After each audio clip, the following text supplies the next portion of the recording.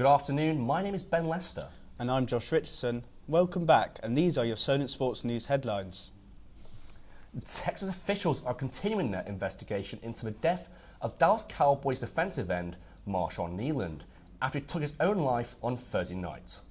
His family said there were warning signs surrounding the 24-year-old's mental health before his death.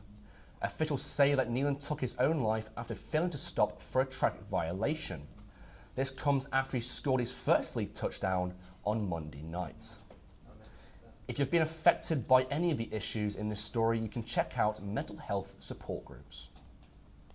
November is an important month in the sporting calendar, however, also an important month outside of sport. Men account for 75% of suicides in the UK, and suicide is the leading cause of death for men under 50. We are trying to continue to spread awareness on this at Solent Sports News. Find out more with Will Charlton. November is here, and the Solent University darts team are one of the teams who are taking part, raising money to support men's mental health. We spoke about the importance of speaking up and having a support group around you. We also spoke to Jason Holbrook, who is walking the whole of the UK coastline, raising money for charities along the way. Stay tuned for our full package at 3:30. Remember, there is always someone to talk to. Thomas Tuchel has just announced his final England squad for 2025, with Bournemouth midfielder Alex Scott getting his first senior call-up. Scott was part of the England under-21s team that were victorious at the Euros in the summer. Adam Wharton, Jude Bellingham and Phil Foden all back in the squad for the qualifying games against Serbia and Albania. Tuchel is delighted that they are back to their best for their clubs. Well, first of all, we are delighted that they are back. I think the contribution of both of them to their clubs lately was immense. They play regularly, of course. They play a big part and a big role in the success of Real and City's matches lately. They score regularly decisive goals, so we're delighted that they're in shape, in form, and back with us. The Under-17 World Cup is underway in Qatar, and England have some catching up to do in a second group game that kicked off at 12:30 against Haiti. The score is currently 3-1 to England. England lost 3-0 to Venezuela in their opening game and was sat bottom of the group. The Three Lions won their first Under-17 World Cup in 2017 when they beat Spain 5-2. Liverpool will host Manchester City in the Premier League on Sunday afternoon. The champions are 1 point behind City and are off the back of 2 wins in the week. Manager Arne Slot has delivered some important team news, including the fitness of Alexander Isak. He will train for the first time today with the team again, so after being 3 weeks out. So I know that I said 3 weeks ago his pre-season has ended, so now it's time for us to see where he is. But I have to come back to those words, because if you're 3 weeks only with the rehab, that doesn't bring you back to the levels he was 3 weeks ago. Although our rehab team is doing an incredible job, but you cannot compare rehab with games of football or training sessions with the team. Arsenal travel to the Stadium of Light tomorrow to face an informed Sunderland side who find themselves 4th in the Premier League. Former Gunners captain Granit Xhaka has been vital in the Black Cats' great start to the season. Arsenal manager Mikel Arteta is full of praise for his former player. Well, with the impact he's having, one of the best, I would say. I think what they've done as a football club as well in the last few years is very impressive. The manner they've done and the decision that they've taken and how stable they look and how they have started the season. So, really impressed. 11 people were arrested last night ahead of Aston Villa's Europa League game against Maccabi Tel Aviv. Last month, Tel Aviv fans were banned from attending the game at Villa Park due to safety concerns.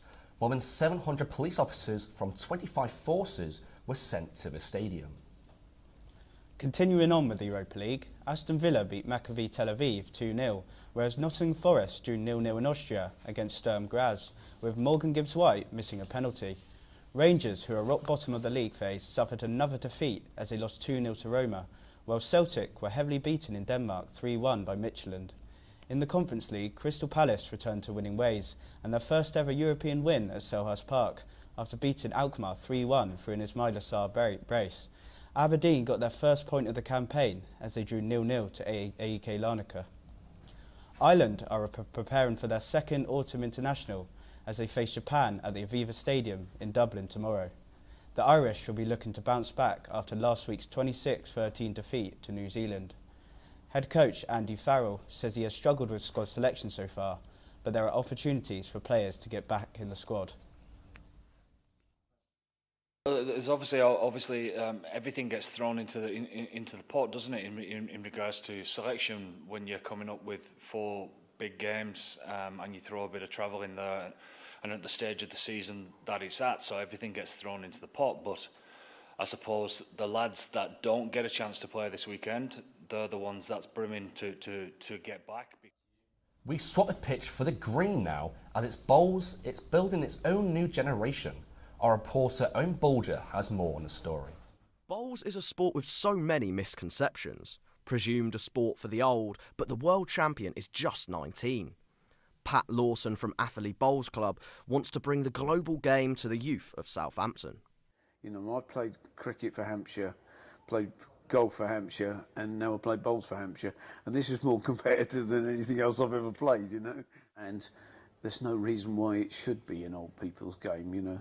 There's loads of kids who really don't want to go out and play football or rugby in the winter, but actually they could get quite good at playing bowls. Join us for the full story at 3:30.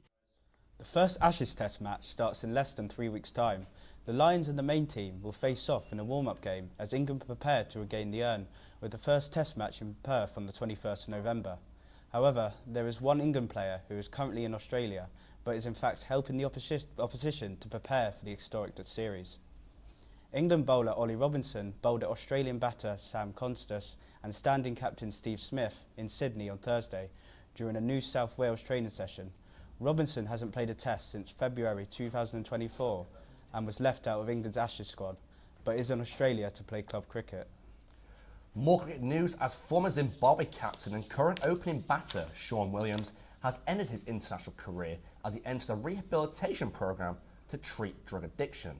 He had previously pulled out of the T20 side before a World Cup Africa qualifier in September, and during an internal investigation he disclosed that he has been struggling with drug addiction and has voluntarily entered rehabilitation. Zimbabwe cricket said the all-rounder had made himself unavailable for national selection and that the Zimbabwe Cricket Board would not pick him again. Ahead of the Sao Paulo Grand Prix, McLaren driver Oscar Piastri has hit out at Verstappen's recent comments, saying he's able to stand up for himself after Verstappen questioned whether he needs to be more assertive. The Australian believes he still has what it takes to win the World Championship after slipping 1 point behind teammate Lando Norris in Mexico City. The Grand Slam of Darts gets underway this weekend, and it's one of the last tournaments before the World Championships at Alexandra Palace next month. The players are split into 8 groups of 4, with the top 2 of each group going through to a knockout stage. The final will be played in Wolverhampton on Sunday, the 16th of November. That is all for now, but don't forget to check out our website, Solent Sports News, for more live updates. I'll see you at 3:30.